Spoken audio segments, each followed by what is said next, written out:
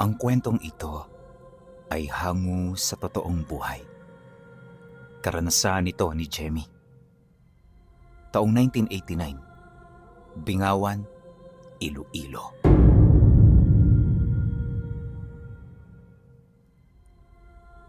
Noong mga panahong ito, may sarili ng pamilya si Jemmy. Nasa edad 40 anyos na siya noon at kasalukuyan silang nakatira sa isang liblib, ngunit malapit na sa lugar ng bayan ng Bingawan. Maliit lamang yung baryo, ngunit may karamihan ng mga tao. Ayon sa kanya, sa loob ng halos 5 taon nilang pagsasama, naging maayos naman ang lahat. At naging posible lamang ang lahat ng ito dahil malayo sila sa pamilya ng kinakasama niya. May madilim kasing nakaraan si Jemmy at ang pamilya nito. At sa katunayan, pinuno, ang pag-iisang dibdib nila ay sinang-ayunan lamang ng kanyang asawa at ng pamilya niya. Noon pa man kasi, mahal na siya ng kinakasama niyang yon at alam niya na handa itong gawin ng lahat para lamang maging masaya sila hanggang sa nangyari na nga ang dapat mangyari. Sa loob ng 5 taon, sa likod ng kasiyahan ng kanilang pagsasama, nagtatago ang takot at pangamba. Alam niya na hindi ito panghabang buhay dahil nakasisiguro siya na labag ito para sa pamilya ng kanyang asawa. Sa isip-isip din niya, panahon na lamang ang makapagsasabi kung kailan sila nito matutunton at makukumpronta. Awa naman ng Diyos, hindi pa yon nangyari. Ngunit nang magdalang tao ang kanyang asawa para sa 3 nilang anak, dito na nangyari ang hindi inaasahan. Sa loob pa lamang ng 2 buwan, katakot-takot na pagpaparamdam na ng mga aswang ang kanilang pinagdaanan. Ang mas nakakabahala pa, kahit umaga ay parang hindi sila nito sinasanto. Palaging nakabantay sa kanila ang mga nilalang, naghihintay na magkamali sila. Madalas din niyang makasalubong ang mga ito, kaya minsan hindi niya maiwasang makipagsuntukan dahil sa galit na kanyang nararamdaman. Ngunit imbis na umiwas sa kanya, para bang nakikipagsabayan pa ang mga ito. Yun bang sinusubukan talaga ng mga ito kung saan aabot ang kanyang tapang. Isang hapon, habang abala sa gawaing bahay ang kanyang asawa, nagdesisyon siyang pumunta sa sentro ng baryo. Malapit lang ito sa bahay nila, halos 3 minutong lakaran lang. Ang kaso lang, habang binabagtas niya ang daan, may 2 matandang lalaki ang bigla na lamang sumipot mula sa 2 malaking puno ng mangga patungo sa kalsada na tinatahak niya. Pagsila niya sa mga ito, nakita niya yung nakangisi, tapos yung isa, panayang pagbuka ng bibig hanggang sa marinig na niya ang sinasabi nito. At ang mga katagang binitawan ng nilalang na yon ang naging daan upang mas lalo pang uminit ang kanyang ulo. Bago pa man kasi yon makalagpas sa kinaroroonan niya, pabulong itong nagsalita ng, "Hindi na magtatagal ang asawa mong yan. Magiging aswang din yan at kakainin niyan ang sarili mong anak."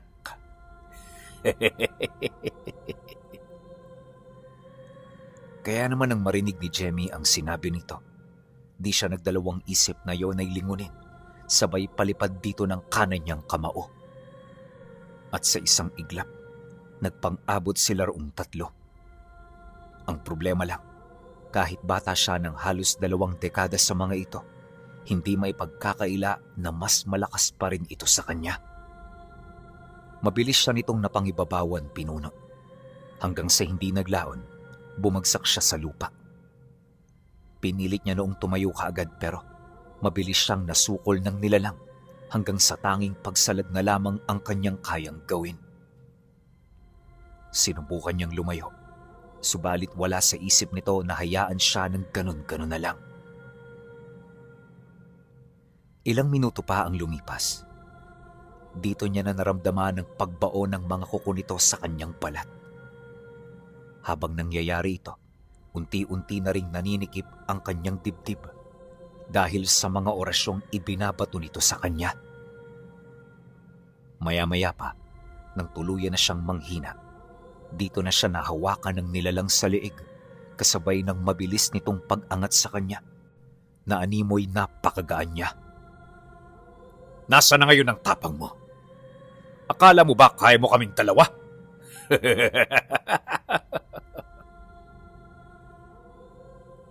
Habang nagsasalita ang nilalang na yon, kitang-kita niya ang nangingitim nitong matatalas na ngipin.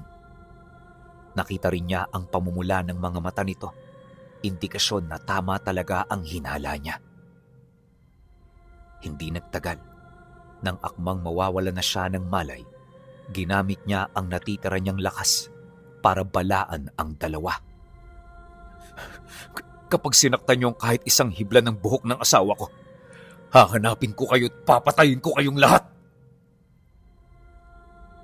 Nang marinig ito ng mga nilalang na nakahawak sa kanya, hindi na rin ito nakapagtimpi. Kagad nitong ibinao ng matalas na kuko nito sa kanyang tagiliran, dahilan para mapasigaw siya ng malakas.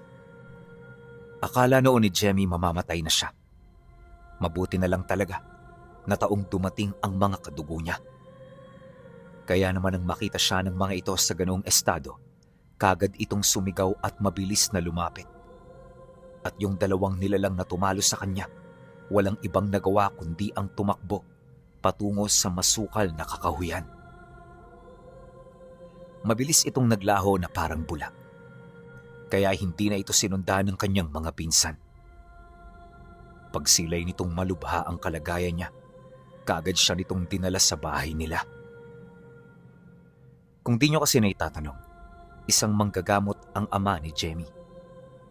Bagaman simple lang ang kaalaman nito, sapat na yon para makatulong sa kanilang baryo.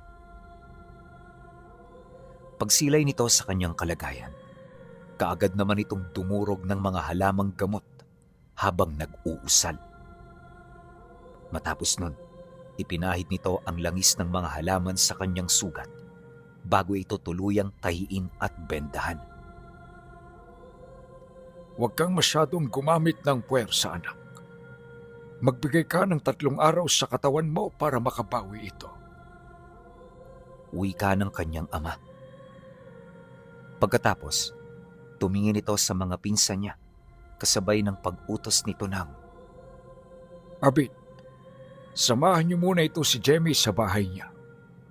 Huwag niyo siyang iiwan doon dahil kailangan niya ngayon ng tulong. Nang marinig ito ng 5 niyang pinsan, kaagad naman itong sumang-ayon.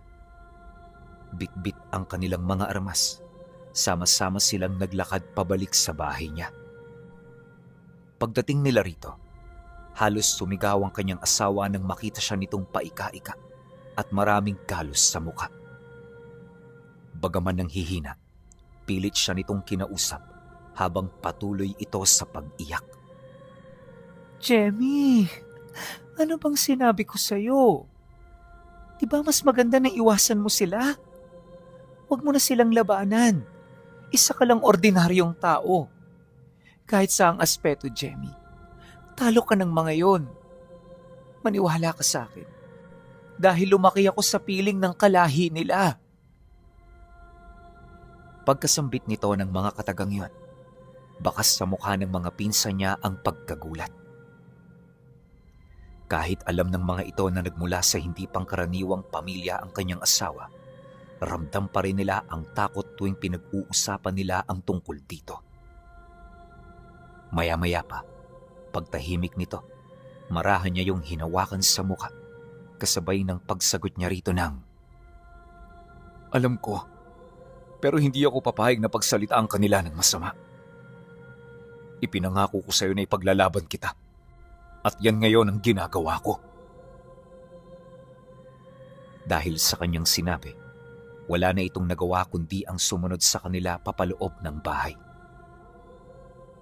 Pagsapit ng gabi, tahimik na ang paligid. Dadalawang gasera lang ang nakasindi sa loob ng tahanan nila, alinsunod sa payo ng kanyang ama. Habang nagpapahinga sila noong mag-asawa, Nasa sala naman ng mga pinsan niya. Magmula nang sumapit ang dilim, hindi na kumikibo ang 5. Nanatili silang nakatayo sa tabi ng dingding. Tahimik na pinagmamasdan ang mga malalaking hayop na kanina pang umaaligid. Ayon pa sa mga ito, hindi lang yon ang kanilang napansin dahil kani-kanina may mga nakita na rin silang taong sinasadya talagang dumaan sa harap ng bahay nila.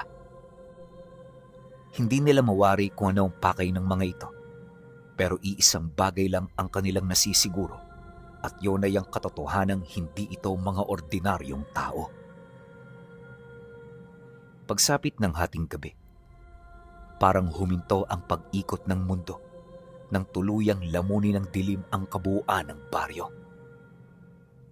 Yung 2 gaserang nagbibigay sa kanila ng liwanag, biglang namatay at nung sinubukan nila itong sindihan, kusa nang namamatay ang apoy na nalilikha ng mga posporo nila.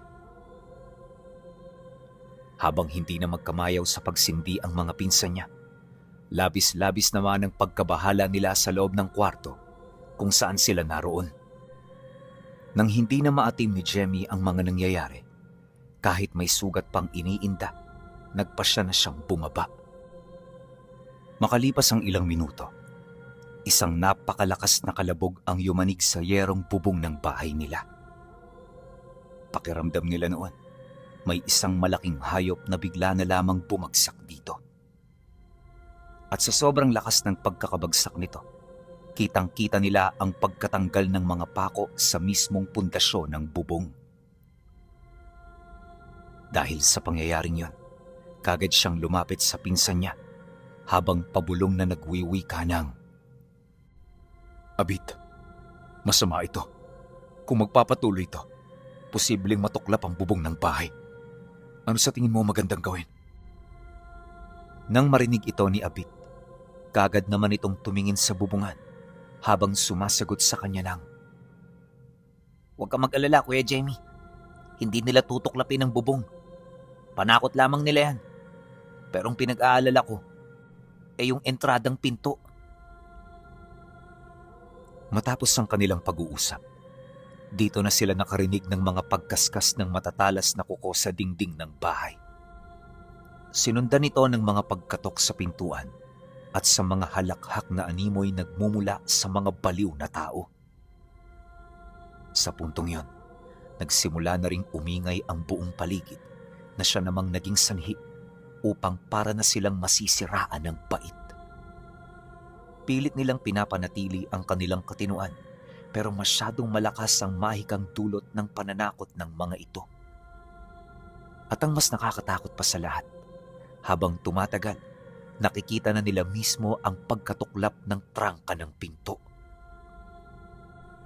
"Kuya Jamie, mukhang mapapasok na nila tayo. Bumalik ka na sa kwarto. Bantayan mo, mag-ina mo." Wika sa kanya ni Abit habang mahigpit na nakahawak sa armas nito. Nang marinig niya ang utos nito sa kanya, nagmamadali naman siyang pumasok ng silid. Pagdating niya roon, nakita niya ang kanyang asawa na nakaupo sa higaan at tulalang nakatingin sa kawalan. Linda! Linda! Anong nangyayari sa'yo? Sigaw niya habang mabilis na lumalapit.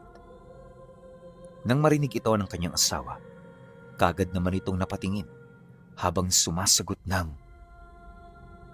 Nandito sila, Jamie. Tutulungan nila tayo. Ha? Ano? Sinong nandito? Ang mga magulang ko, Jamie. Pagkasambit nito ng mga salitang yon, agad itong tumayo at dumungaw sa maliit na siwang ng bintana. Dala ng kuryosidad, kaagad naman niya yung sinundan upang makita kung ano ang ibig nitong ipahiwatig sa kanya. Pagdungaw niya sa labas ng bahay, laking gulat na lamang niya nang makita niya ang ilang mga taong nakatayo sa gitna ng daan. Nanlilisik ang mga mata nito habang ang kanilang mga buhok ay nakapugay sa hangin. Karamihan sa mga pumunta ay purong kababaihan na ayon sa asawa niya, pinamumunuan ng nanay niya.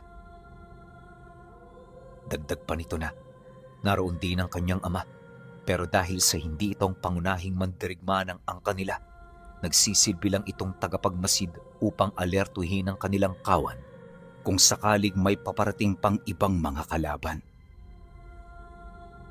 Matapos itong ilahad ng asawa niya, dito niya na nakita kung papaano sugurin ang mga kababaihan sa gitna ng kalsada ng malalaking hayop at mga nilalang na lumilipad sa kalangitan. Sa isang kisap mata, biglang nagkaroon ng paglalaban sa dalawang angkan. Kitang-kita ni Jemmy kung papaano lapain ng mga taong yon ang mga aswang na nagpalit anyo. At sa loob lamang ng ilang minuto, nakita na nila ang resulta at kung sino ang nanalo. Walang duda, ang lahi ng asawa niya ang nangibabaw sa mga nilalang na nagtatangkang pumatay sa kanila. Dahil dito, kung kaya't napilitan ng tumakbo para makalayo ang iba pang mga nakaligtas. At nang tuluyan ng tumahimik ang paligid, marahan itong naglakad papalapit. Sa puntong yon, tsaka pa lamang nila nagawang masintihan ang kanilang mga kasera. Hindi nagtagal, nang tuluyan ng makalapit ang mga panauhin nilang nasa labas, 3 marahang pagkatok ang pinakawala nito. Nang marinig naman yun ni Jemmy, napatitig na lamang siya sa asawa niya, kasabay ng pag-uwika nito sa kanya ng, Pagbuksan mo sila, mahal. Hindi sila mga kalaban. Dahil sa sinabi nito, kung kaya't nagmamadali siyang lumabas para pagbuksan ang kanilang mga bisita. Nanginginig ang kamay niya habang dahan-dahang tinatanggal ang makapal na trangka ng pinto. Hindi naglaon. Nang mabuksan niya na ito, bumungad sa kanya ang ina ni Linda na kampanteng nakatayo habang nakakunot ang mukha nitong nakatitig sa kanya. Sa unang tingin, alam niyang hindi masaya ang ina ng kinakasama niya sa kanilang pagkikita. Gayunpaman, pinili niya itong kaharapin bilang pagpapakita ng kanyang pasasalamat.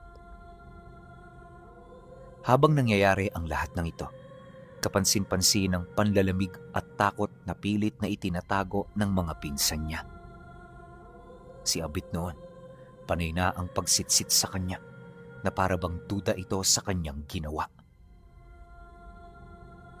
Ngunit nang tingnan niya ito, banayad niya itong sinenyasan na hindi mga kalaban ang mga nasa harapan nila. Ilang minuto pa ang lumipas, pumasok na rin ang ama ng kanyang asawa. Nanlilisik ang mga mata nitong nakatitig, indikasyon na hindi ito masaya sa kanyang ginawa. O ano? Masaya bang ilayo sa amin ang anak ko? Galit na tanong nito. Pasensya na ho kayo. Hindi ho namin inaasahan ang bagay na to. Wala po kaming ibang gusto ni Linda, kundi ang maging masaya sa aming mga desisyon sa buhay. Ngunit nang marinig ito ng ama, bigla siya nitong kinuwelyuhan habang tinititigan ng mga nanlilisik nitong mga mata. At habang nangyayari ang bagay na yon, pakiramdam niya, nakatitig sa kanya mula sa pinto ng impyerno si kamatayan. Huwag mo akong turuan kung ano mas makakapagpaligaya sa aking anak. Marami ka ng ginagawang problema, Jemmy. Huwag mo na tong dagdagan pa. Matapos nitong magsalita, bago pa man siya tuluyang masakal, mabilis na namagitan sa kanila si Linda. Umiiyak ito habang nagmamakaawa na siya namang kaagad na dininig ng kanyang ama. At dahil sa pagmamahal sa anak, padabog siya nitong binitawan mula sa pagkakakwelyo. At nang magkaroon na sila ng distansya sa bawat isa, isang mahigpit na desisyon ang inilatag nito sa kanila. Hindi na kayo ligtas dito. Kailangan nyo na sa aming sumama. At sa mga oras na ito, hindi namin pahihintulutan ng anumang pagtanggi. Mariing wika nito habang nakatingin sa kanya.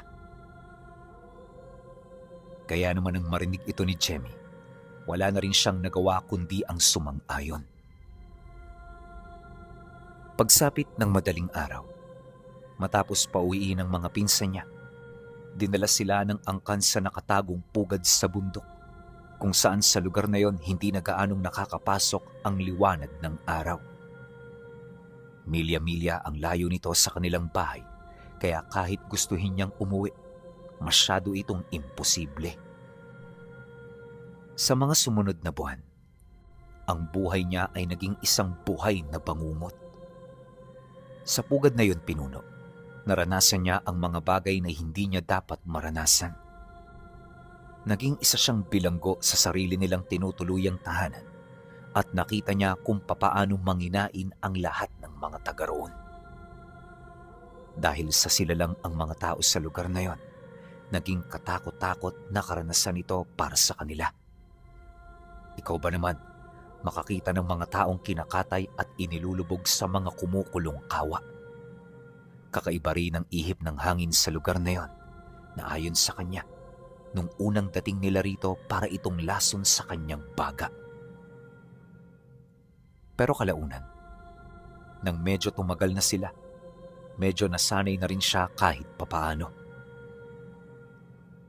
Bagaman nakaranas ng matinding takot, para kay Jemmy mas mainam na ito kaysa manatili sa baryo ng mga tao na gabi-gabi namang sinasalakay ng mga nilalang na nagbabalak ng masama sa kanyang asawa. Akala niya ligtas na sila roon, pero ang hindi niya alam, yun pa lamang ang simula ng kanilang kalbaryo.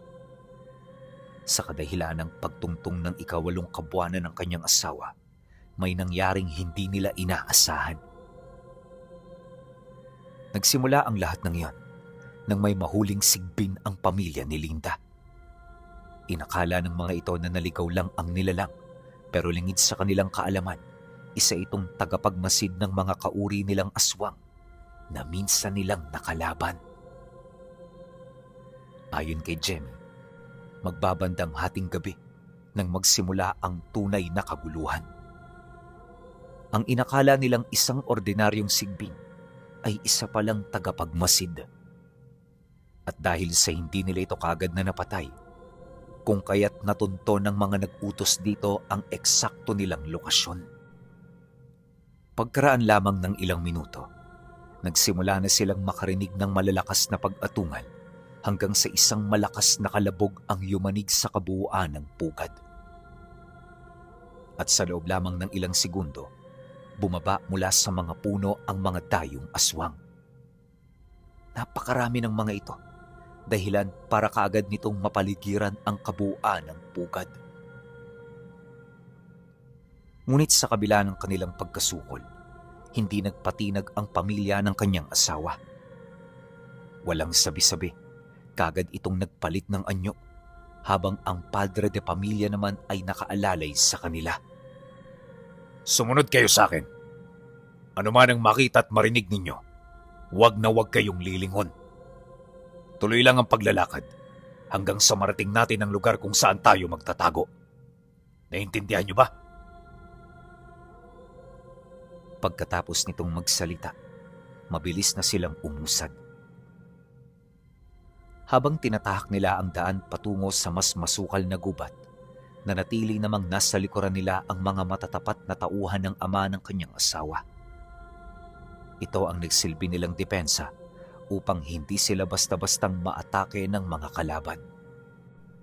Hindi naglaon. Nang makarating sila sa puso ng kakahuyan, dito nila nakita ang isang malaking puno na may butas sa gitna.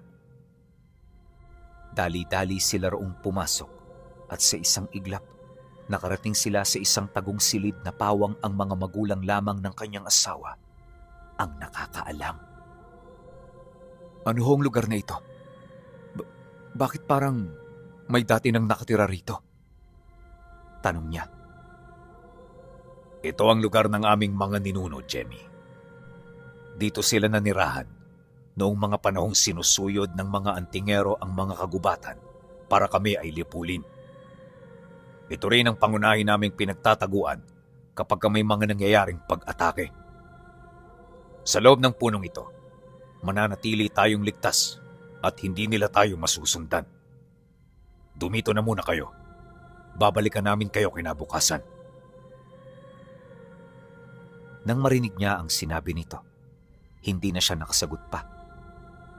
Inaasahan naman niyang mangyayari yon, lalo pat habang nag-uusap sila, kasalukuyang nakikipaglaban ang kabiyak nito. Pag-alis naman ng ama ng kanyang asawa, kaagad nilang isinara ang pinto at kahit madilim, nanatili sila roong tahimik at maiging nagmamasid. Pagsapit ng sumunod na araw, pumasok mula sa mga sanga ng puno ang sikat ng araw na kaagad na gumising sa kanilang dalawa. Alam niyang umaga na, kaya naman kaagad niyang binuksan ang pinto para makita ang paligid.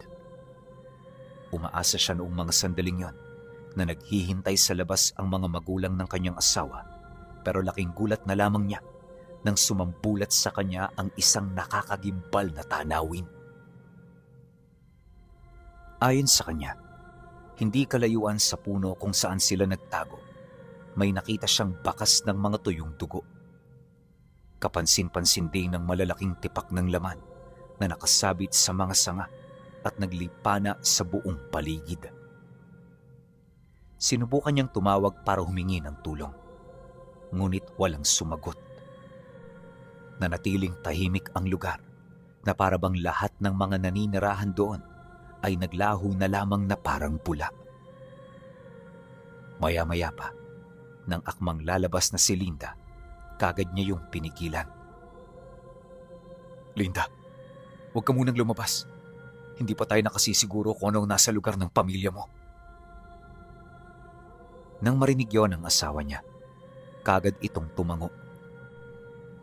Hindi na ito tumutol pa, gawa ng sa mga sandaling yon, nauunawaan na rin ito ang mga bagay na nais ipaabot ng kanyang kinakasama. Ilang minuto pa ang lumipas, sa masukal na bahagi ng kakahuyan, may nakita siyang mga taong paika-ikang naglalakad papalapit sa kanilang kinaroroonan. Paghawi nito ng mga damo, dito bumungad sa kanila ang mga magulang ng asawa niya. Malayo pa lamang, nakita niya ang malalalim nitong sugat sa katawan, kaya naman walang sabi-sabi kaagad niya itong nilapitan. Ngunit di pa man siya nakakalapit, bumulagta na ang nanay nito. Hindi na nito nakayanan ang malalim na sugat sa kanyang dibdib, ganon din ang matinding pagod, dulot ng buong gabing pakikipaglaban. Nang magkaharap na sila, marahan niya itong inalalayan na makaupo sa ugat ng isang puno. Ganon din ang ginawa niya sa asawa nito, na sa mga sandaling yon ay nagsusuka na rin ng dugo. Huwag ho kayong mag-alala. Hihingi ako ng tulong sa pinakamalapit na baryo. Bungad niya habang dinadagana ng sugat ng kanyang biyanan. Ngunit nang marinig ito ng lalaki, kagad siya nitong pinigilan. Batid nito na hindi na magtatagal ang buhay nila, kaya mas pinili nitong wag na siyang pagurin pa. Ito na ang tamang oras namin, Jemmy. Huwag ka nang mag-aksaya ng panahon. Ang gawin mo, itakas mo rito ang asawa mo. Magpakalayo-layo kayo. Sikapin mong mailigtas ang bata dahil yan ang kailangan nila. Gusto nilang patayin ang asawa mo dahil isang malaking banta sa lahi nila ang anak mo. Sa oras na mabuhay yan, katapusan na nilang lahat. Dagdag pa nito na, mas mainam na isang tabi na muna nila ang paghihigante at ituon nila ang kanilang mga atensyon sa kung papaano nila palalakihin ng ligtas ang kanilang anak. Dahil sa sinabi nito, kagad naman siyang sumang-ayon. Alam niya na yun na lamang ang bagay na magagawa niya upang maipaghigante ang angkan na minsang nagbigay ng proteksyon sa kanila. Matapos ang nangyaring pag-uusap, di na siya nagdalawang isip na magpaalam. Nang marinig ito ng ama ng kinakasama niya, kagad itong tumayo upang dalhin sa mas liblib na lugar ang kanyang asawa. Ayon dito, hindi na sila maaari pang makita ng anak niya para maiwasan ang anumang emosyonal na tagpo. Napakasakit nun pakinggan para sa parte ni Jemmy, pero sinikap niyang pagtiisan ang lahat. Hindi naglaon nang makalayo na ang dalawa sa kanya, tsaka naman siya bumalik sa pinagtaguan nila habang pinipigilan ang mga luha na gusto nang kumawala sa kanyang mga mata. Sa loob ng ilang araw, wala silang ibang ginawa kundi ang maglakbay at maghanap ng mapagtataguan. Ayon sa kanya, para sila noong mga manlalakbay na may gustong puntahan pero walang eksaktong direksyon. Litong-lito man kung saan sila pupunta, hindi sila nawala ng pag-asa. Kalaunan, bago sumapit ang kapanganakan ng asawa niya, narating nila ang lugar ng binuntukan. Doon, isinilang ang kanilang anak. Nang mailuwal na ito ng asawa niya, halos maramdaman nila ang kakaibang pagdiriwang ng mga nilalang na hindi nila nakikita. Yun bang parang nagpupugay ang mga ito dahil sa nangyaring pagsilang sa mas malakas at panibagong lahi ng aswang. Alam ni Jemmy na hindi pangkaraniwan ang anak niya. Kaya naman nang mailuwal na ito ng kanyang asawa, kaagad silang lumipat ng tahanan. Pinili nilang tumira sa labas ng baryo kung saan wala silang kapitbahay. Doon, malaya nilang napalaki ang bata, malayo sa kahit na anong impluwensya. Ngunit sabi nga ng mga matatanda, hindi habang buhay na maitatago ang lihim. Para itong hangin sa kuweba, na hanggat umiiral, pilit at pilit maghahanap ng butas na sisingawan. At yun nga ang nangyari sa kanila. Makalipas ang ilang taon, naging mabilis ang paglaki ng bata. Ayon sa kanya, hindi ito kagaya ng mga pangkaraniwang bata na nakikita nila sa baryo. Sa loob ng 2 taon, tila ba triple ang naging edad nito. Mas malaki na ang kanilang anak, mas nakakapag-isip na ito ng tuwid, at higit sa lahat, nagtataglay na ito ng lakas na halos katulad na ng sa mga binata. Matalas na rin ang pag-iisip nito, at maraming bagay na itong alam, kahit naman hindi nila ito na ituturo. Ang mas nakakamangha pa sa lahat, sa murang edad ng anak nila ay marunong na itong magsambit ng mga orasyon ng kaliwa. Responsable na rin ito sa mga gawain at nakakatulong na ito sa kanila sa pang-araw-araw nilang trabaho. Kaya naman ang mapansin ito ni Jemmy, pilit niya yung tinuruan ng magandang asal. Hindi niya yun pinapakitaan ng anumang agresyon o pagtatalo upang hindi ito matuto. Sa halip, kahit alam niyang anak ng dilimang bata, tinuturuan niya ito ng pananampalataya sa Panginoon. Dahil sa mga ganoong gawain, naging mabait ang anak nila sa kabila ng katotohanan ukol sa kakaibang dugo na umiiral sa katawan nito. Inakala niya na habang buhay na itong magiging ganon, pero makalipas pa ang 1 taon, ang banta sa kanilang kaligtasan ay muli na namang nagparamdam. Isang gabi, habang bumubuhos ang malakas na ulan, biglang pumalya ang makina na pinagmumula ng kuryente nila. Pagdilim ng paligid, kaagad namang napatayo si Jemmy para buksan ang lampara. Ngunit habang ginagawa niya ito, bigla siyang nakarinig ng putok ng baril, kasabay ng pagtama ng bala nito sa mismong gilid ng higaan nila.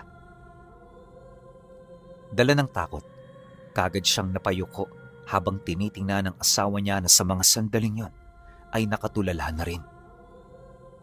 Maya-maya pa, may narinig na silang naglalakad sa labas, pilit na naghahanap ng mapapasukan. At sa loob lamang ng ilang segundo, sinubukan na nitong gibain ang trangka ng pinto. Mula sa loob ng bahay, rinig na rinig nila ang malakas na kalabog na halos sumira sa kanilang trangka. Dahil sa pangyayaring yon, dali-dali naman siyang tumayo para pigilan ito. Batid niya na may armas ang kanilang bisita, ngunit hindi siya nagpasindak. Sa isip-isip niya, Mamamatay silang lahat sa loob kung hahayaan niyang makapasok ito. Ang kaso lang, bago pa man niya maitulak ang pinto, isa na namang putok ng baril ang narinig. At sa pagkakataong yon, tumama na sa kanyang tagiliran ang bala. Kagad siyang napahantusay habang pilit na pinipigilan ang dugo na dumadanak mula sa kanyang katawan. Dahil sa pangyayaring yon, tuluyan ang nasira ng nilalang ang trangka ng pinto. Nang tuluyan na itong mabuksan, bumungad sa kanya ang isang lalaki na halos kaedad lang niya. Maliban sa baril na daladala, kapansin-pansin din ng mga agimat at anting-anting na nakasabit sa leeg nito. Pagsilay niya sa mukha ng lalaki, dito na siya nagsimulang magmakaawa. Subalit nang marinig nito ang kanyang sinabi, napangisi lang naman yon habang nagwiwika sa kanya ng, Pasensya ka na. Trabaho lang ito. Matapos nitong magsalita, muli nitong kinasa ang hawak nitong armas. Ngunit nang akmang ipuputok na yon ng lalaki, bigla yung napaunat ng may maramdaman nitong kung anong talim na bumaon mula sa kanyang likuran. Kahit si Jemmy noon ay nanlaki ang mga mata nang masipat niya ang dugo na unti-unting namumuo sa loob ng damit nito. Ilang segundo pa ang lumipas. Sapilitang lumutang sa ere ang lalaki hanggang sa mawalan ito ng hininga. Pagbagsak nito sa sahig, dito niya nakita ang anak niya na may hawak-hawak na dalawang itim na bagay na may kakaibang talim. Habang nakatayo yon sa kanyang harapan, kapansin-pansin ang pamumula ng mga mata nito at pagkakaroon nito ng balahibo sa braso at binti. Dumoble rin ang taas ng anak niya, kasabay ng pagkakaroon ng hugis ng kanyang katawan. Pagsilay naman ito sa kanya, kagad nitong ibinaling ang kanyang tingin sa taong nagtangka sa kanilang buhay hanggang sa magdesisyon na ito nakalad ka rin yun papalabas. Nang masipat naman niya ang ginawa ng anak niya, napilitan siyang tumayo habang tinatawag ang pangalan nito. Elias, anak. Huwag mo siyang patayin. Kailangan pa natin siya.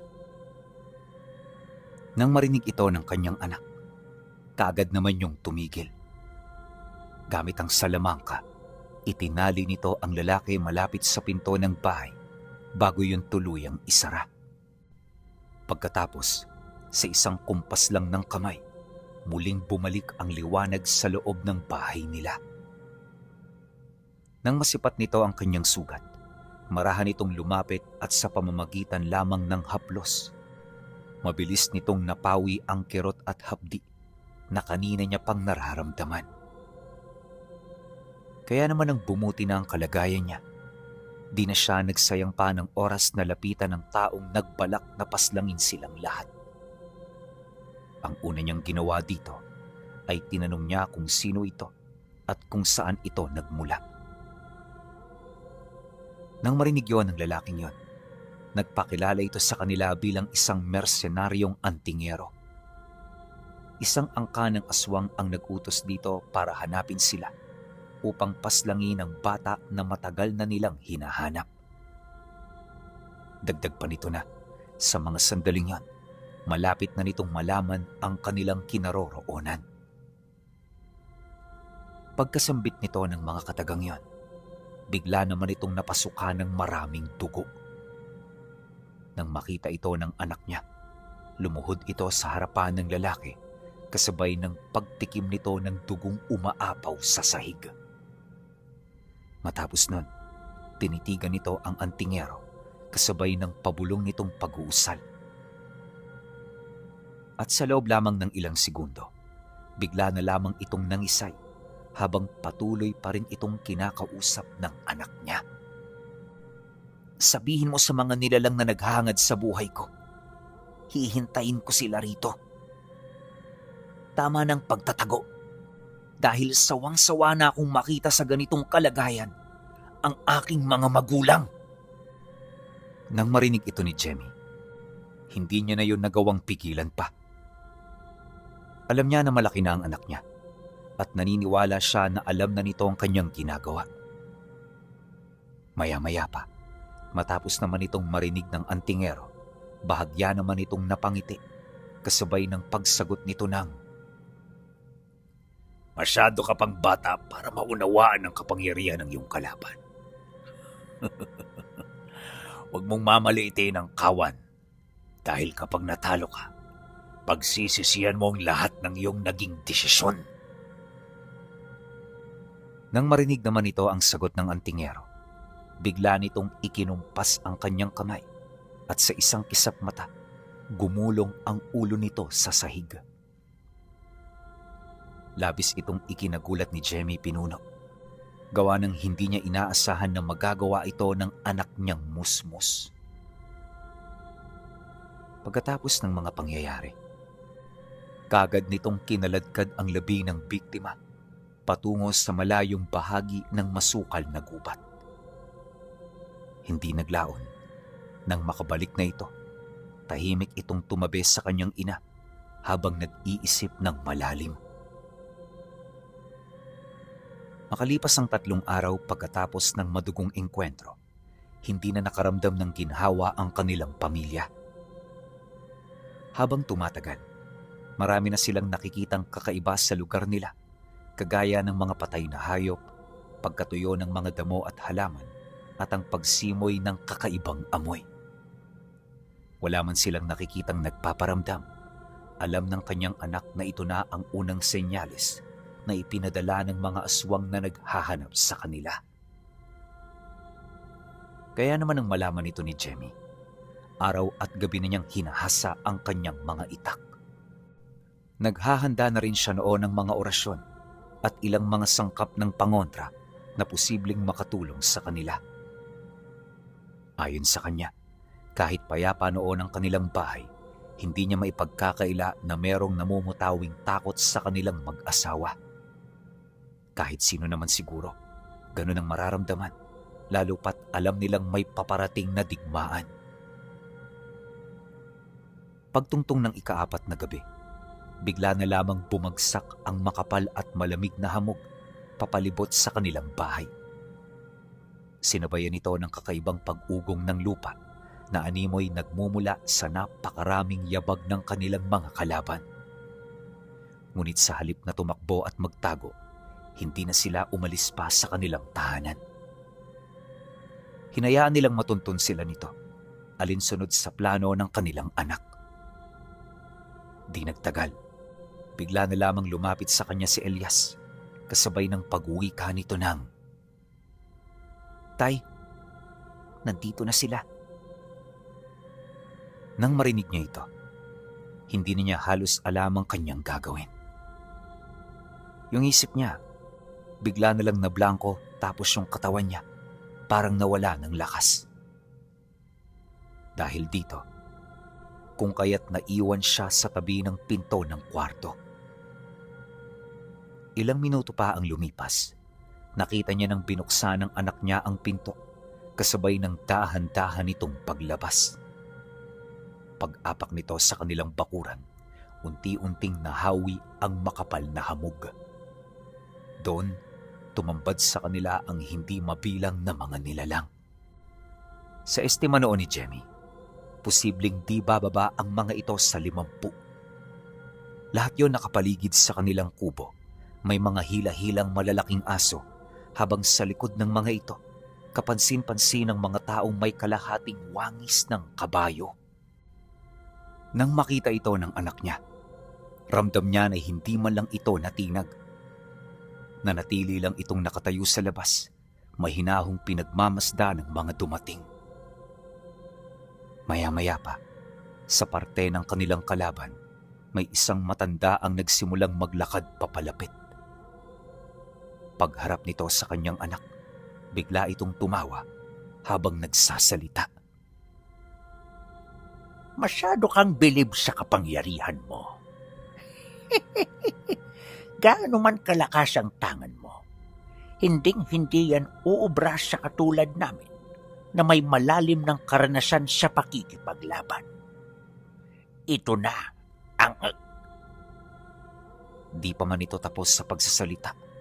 Bigla na lamang itong napahinto ng may tumarak na matalas na lupa sa kanyang panga.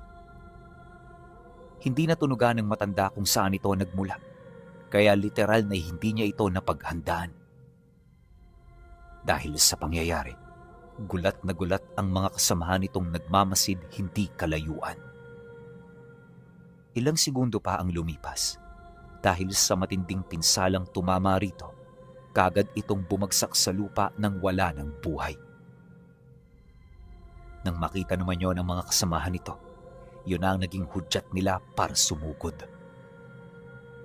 Nang masipat naman yon ni Elias, marahan itong kinumpas ang kanyang kamay at sa isang kisap mata, ang kalikasan ay naging baluti niya. Kahit ang dilim ay tumutulong na sa kanya upang lituhin at tanggalan ng wisyo ang mga kalaban niya. Dahil dito, kung kaya't naunawaan ni Jemmy kung bakit gano'n na lang ang pagmamalabis ng ibang lahi, napigilan ang pagluwal sa bata. Napakalakas ng kapangyarihan nito at hindi yun may hahalin tulad sa isang pangkaraniwang aswang na nakatuon lamang ang kakayahan sa pisikal na lakas. Ayon sa kanya, kayang utusan ng anak niya ang mga ugat ng puno at kaya nitong gawing kumunoy ang mismong matigas na lupa sa kanilang bakuran. May kakayahan din itong pabigati ng hangin upang pigilan ang mga aswang na papalusob sa kanya. Pero mas nakakagulat sa lahat ay ang ginawang pagmamanipula ng kanyang anak sa itim na apoy na napapaloob sa mga pinalutang nitong bato at lupa. Sa tuwing ipinupukol niya yon sa kanilang mga kalaban, kitang-kita nila kung papaano humiwalay ang kaluluwa ng mga aswang sa kanilang mga katawan. Dahil sa ganoong uri ng abilidad, kaya nagagawa itong matalo ng mabilisan ng kanyang anak. At makalipas lamang ang ilang minutong pakikipaglaban, walang kahirap-hirap nitong natalo ang kabuuan ng kawan. Nang masipat ng anak niya na nalipol na nito ang lahat, marahan itong tumalikod at pumasok sa kanilang bahay. Dahan-dahan itong isinara ang pinto, kasabay ng marahan itong paglalakad papalapit sa kinaroroonan niya. At nung magkaharap na sila, napansin niya na bumalik na ito sa dati nitong anyo. Pagtitigan nilang dalawa, bahagya itong napangiti, kasabay ng pagwika nito ng, "Marami na kayo naging sakripisyo sa akin ni nanay. Kaya hayaan niyong ako naman ang gagawa ng mga bagay para maprotektahan ang kapayapaan ng ating tahanan." Matapos nitong magsalita, pumasok ito sa loob ng silid at yumakap sa kanyang ina. Nang masipat naman yun ni Jem, napabuntong hininga lang naman siya ng malalim habang nag-iisip. Hindi niya sukat akalain na ganon ang magiging balik ng batang ilang beses na nilang pinagbuwisan ng buhay. Sa puntong yon, tsaka pa lamang niya napagtanto na tama ang lahat ng kanilang mga ginawa. Lumipas ang mga buwan, naging mabilis ang paglaki ng kanyang anak. Parang kahapon lang, gumagapang pa ito. Tapos ngayon mag-isa na itong nangangaso ng mga nilalang ng dilim. Ang una nitong naging pakay ay ang natitirang angka ng mga aswang na pumaslang sa kanyang lolo't lola. Hindi ito tinantana ni Elias hanggat hindi niya nakikita ang pagdanak ng pinakahuling dugong nagmumula sa kanilang angkan. Dahil sa kanyang kakayahan, hindi ito naging imposible. Inabot lamang siya ng 2 taon bago niya ito napagtagumpayan. At nung mabura na niya ang lahi nito sa mundo, tsaka niya piniling manatili sa tabi ng kanyang mga magulang. Doon, naging abala siya sa pagtulong sa paghahanap buhay. Tuwing umaga, isang masanuring bata si Elias na nagtitinda ng mga gulay sa baryo, pero tuwing sumasapit ang gabi, nagiging isa siyang aswang na kinakatakutan ng lahat. Sa loob ng halos 2 dekada, ni minsan wala pang nakatalo sa kanya. At habang lumalalim ang kanyang karunungan at karanasan, mas lalo ring nagiging makapangyarihan ang kanyang mga abilidad. Ayon kay Jemmy Pinuno, nang tumungtong na sa tamang gulang si Elias, nalaman nila na namamagitan ito sa dalawang kapangyarihan. Ibig sabihin, hindi ito purong kaliwa o purong kanan. Nang madiskubre ito ng bata, tsaka ito nagdesisyon na mag-aral ng karunungan ng mga manggagamot at antingero. Nagpanggap ito bilang isang ordinaryong disipulo na kalaunay naging dahilan para maging tagasunod siya ng isang dalubhasang antingero. Ilang taon siya ritong nag-aral hanggang sa ganap na niyang makuha ang karunungang hinahangad niya. At sa kabila ng lahat ng iyon, tanging ang mga magulang niya lamang ang nakakaalam ng totoong dugong namumutawi sa kanyang katawan. Dahil dito, walang kaide-ideya ang kanyang maestro na siya ay isang kinakatakutang anak ng dilim na si Elias.